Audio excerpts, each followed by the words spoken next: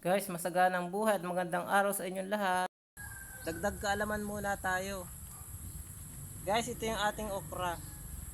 Pag mataba yung okra natin, pwede natin putulin siya dito sa may itaas nito.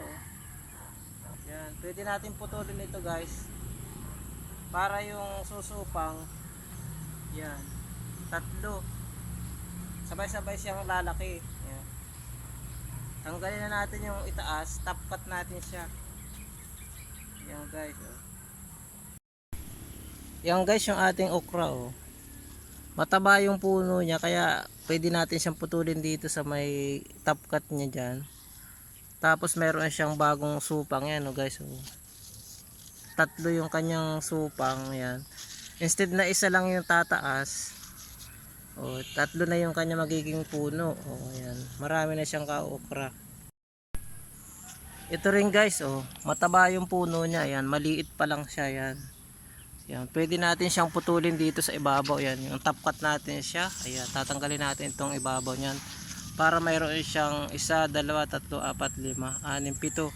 7 na supang ang tataas sa kanya oh. Yan, yun yung magbibigay bunga sa kanya. Yan guys, yung ating okra.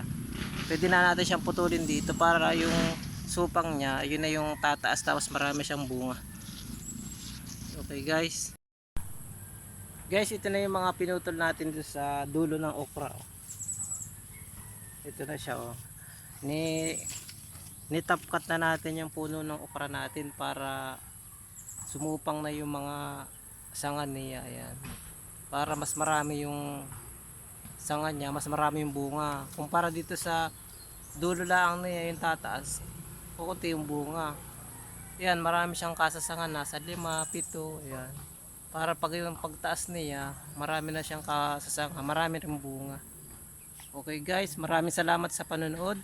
Sana may natutunan kayo sa binahagi kong video. Bye bye.